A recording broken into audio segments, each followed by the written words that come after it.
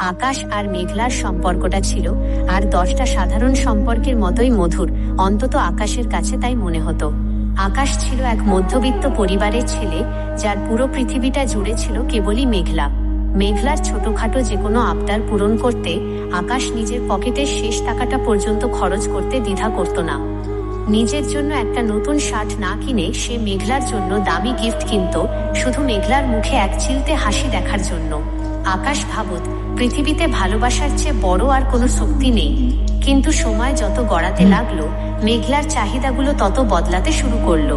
তার বন্ধুদের দামি লাইফস্টাইল, দামি গাড়ি আর রেস্টুরেন্টের ঝলমলে দুনিয়া মেঘলাকে আকর্ষণ করতে লাগলো।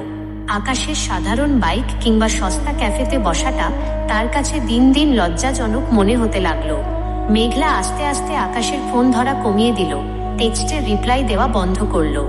আকাশ ভাবত মেঘলা হয়তো পড়াশোনা বা ক্যারিয়ার নিয়ে ব্যস্ত, তাই সে আরো বেশি করে মেঘলার খোঁজ নেওয়ার চেষ্টা করত। একদিন মেঘলা নিজেই আকাশকে একটা নিরিবিলি জায়গায় দেখা করতে বলে। আকাশ খুব খুশি মনে পকেটের জমানো টাকা দিয়ে মেঘলার প্রিয় চকোলেট আর একটা গোলাপ ফুল কিনে হাজির হয়। কিন্তু মেঘলার চোখে মুখে সেদিন কোনো হাসির রেখা ছিল না, ছিল এক অদ্ভুত শীতলতা।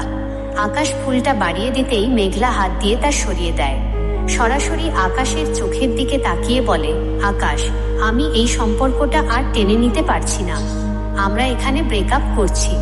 আকাশের পায়ের তলা থেকে যেন মাটি সরে গেল।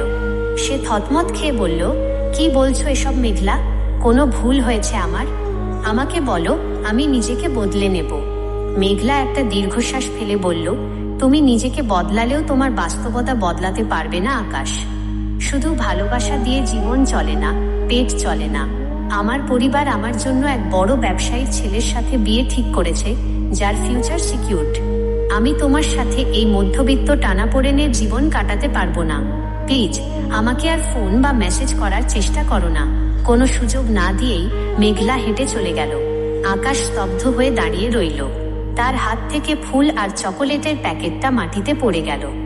যে মেঘলাকে সে নিজের জীবনের চেয়ে বেশি বিশ্বাস করেছিল, সে এত সহজে, এত নিখুঁতভাবে তাকে এক লহমায় পর করে দিয়ে চলে যাবে, এটা আকাশের কল্পনারও বাইরে ছিল। এর পরের দিনগুলো আকাশের জন্য ছিল জীবন্ত লাশের মতো। মেঘলা অল্প কিছুদিনের মধ্যেই অন্য একজনের গলায় মালা দিয়ে এক রাজকীয় জীবনের গল্প শুরু করলো। আর আকাশ, সে মেঘলাকে ভুলতে পারেনি, হয়তো কোনোদিন পারবেও না। তবে সে একটা বড় শিক্ষা পেয়ে গেল, সব ভালোবাসার পরিণতি সুন্দর হয় না। আর কিছু মানুষ জীবনে আসে শুধু ভালোবাসার ওপর থেকে বিশ্বাসটা চিরতরে উঠিয়ে দেওয়ার জন্য।